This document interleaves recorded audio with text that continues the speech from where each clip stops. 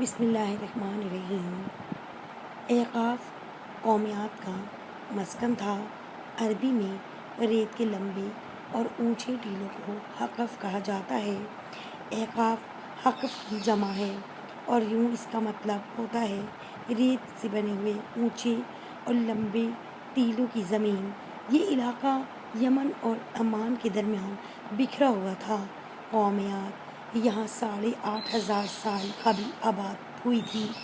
اللہ تعالیٰ نے انہیں سرسبز کھیتیاں بھی دے رکھی تھیں، جانور بھی، پانی بھی اور وافر خوراک بھی۔ نعمتوں کی اس فراوانی نے انہیں بھٹکا دیا۔ وہ اللہ کے باغی ہو گئے۔ ہدایت کے لیے حضرت ہود کو بھجوایا گیا۔ وہ انہیں تبلیغ کرنے لگے، لیکن عاد قوم ان کا مذاق اڑانے لگے۔ وہ شرک سے پیچھے ہٹنے کے لیے راضی نہ ہوئے۔ شداد اس قوم کا بادشاہ تھا۔ یہ دو بھائی تھے، شدید اور شداد۔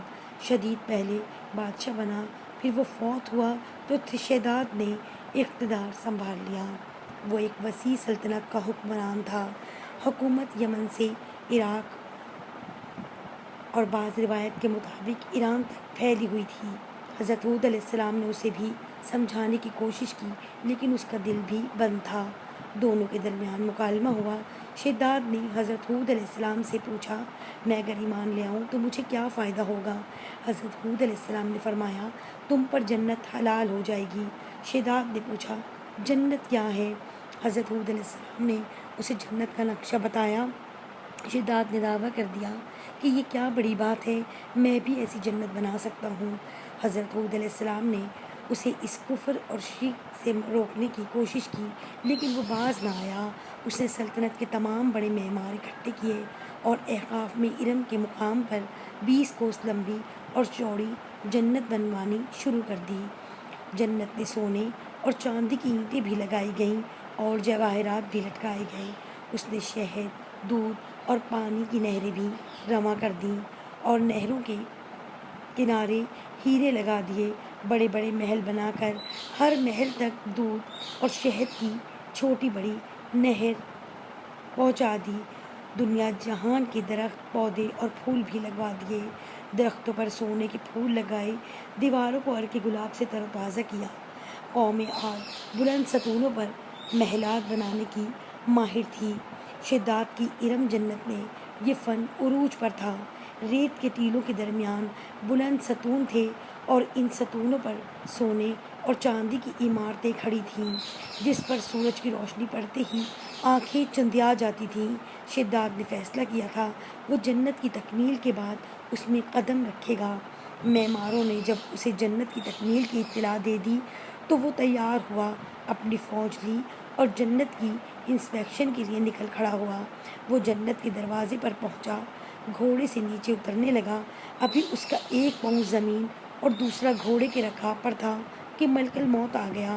شداد نے اس سے صرف جنت میں قدم رکھنے کی مہلت مانگی، لیکن فرشتے کا جواب تھا، اللہ تعالیٰ کا حکم ہے میں تمہیں تمہاری جنت میں قدم نہ رکھنے دوں۔ وہ بہت گڑ گڑایا، لیکن ملک الموت نے اس کی جان قبض کر لی۔ وہ زمین پر دوسرا قدم نہ رکھ سکا۔ شداد کی موت کے بعد حضرت جبرائیل علیہ السلام امین نے چیخ ماری اور شداد کی پوری جنت زمین میں دھس کر غائب ہو گئی۔ شداد کا انجام قومیات کے لیے کافی تھا، لیکن جب انسان کی عقل پر غرور کا پردہ پڑتا ہے تو شداد ہو یا شدید، اسے کسی کا انجام دکھائی نہیں دیتا۔ حضرت ہود علیہ السلام قوم کو شداد کا انجام بتا بتا کر ڈراتے رہے، لیکن عاد قوم نہ مانی، یہاں تک کہ وہ مایوس ہو گئے۔ اللہ تعالیٰ نے انہیں ساتھیوں کے ساتھ علاقے سے نکل جانے کا حکم دے دیا اور وہ قوم کو آخری بار سمجھا کر احقاف سے نکل گئے۔ اللہ تعالیٰ نے ان کے بعد قوم عاد پر خوفناک آندھیاں مسلط کر دیں۔ وہ آندھیاں 7 راتیں 8 دن تک چلتی رہیں، یہاں تک کہ پوری قوم اپنے بلند ستونوں اور سونے چاندی کی عمارتوں سمیت زمین میں دفن ہو گئی۔ قوم عاد کا نشان تک نہ رہا۔ پوری وادی ریت کے صحرا میں گم ہو گئی۔ پانی کے ذخیرے بچے اور نہ ہی درخت، پودے، جانور، کھیتیاں، صرف ریت کے لمبے اور اونچے ٹیلے بچ گئے۔ احقاف کا یہ علاقہ اس وقت عمان میں موجود ہے۔ ناسا کو 1992 میں عمان کے صحرا میں ریت سے 13 میٹر نیچے ایک شہر دکھائی دیا۔ یہ ایک حیران کن دریافت تھی۔ اس پر کام شروع ہوا اور شہر کا سرا مل گیا، لیکن شہر کھودا نہ جا سکا۔ وجہ گندھک تھی۔ وہ شہر پورے کا پورا گندھک کے جوہر میں غرق تھا۔ آرکیالوجسٹ نے پائپ لگا کر پانی نکالنے کی کوشش کی، لیکن یہ آسان کام نہیں تھا۔ چنانچہ یہ لوگ 26 سال گزرنے کے باوجود ریت میں گم شہر کی صرف ایک چٹان کھود سکے، اور یہ چٹان شداد کی جنت کا سرا تھی۔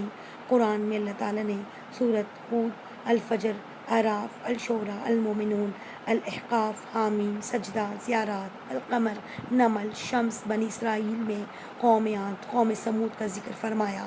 اس ذکر نے بھی اس تلاش کو مہمیز کر دیا۔ یہ علاقہ 1843 میں سب سے پہلے ایک جرمن فوجی نے دریافت کیا۔ اس کا کہنا تھا علاقے کی ریت باریک صفوف کی طرح تھی، اس میں جو بھی چیز گر جاتی وہ چند لمحوں میں ریت میں دفن ہو جاتی تھی۔ اس کا خیال تھا ریت کے نیچے زمین نہیں، یہ علاقہ ریت کی دلدل ہے۔ شداد کی جنت آج کل اوبر کہلاتی ہے۔ اوبار ریت کے سمندر میں چھوٹا سا شہر ہے۔ شہر سے باہر نکلیں تو دائیں بائیں ریت کے ٹیلے ہیں۔ یہ ٹیلے ایک طرف سعودی عرب اور دوسری طرف یمن کے بارڈر تک چلے جاتے ہیں۔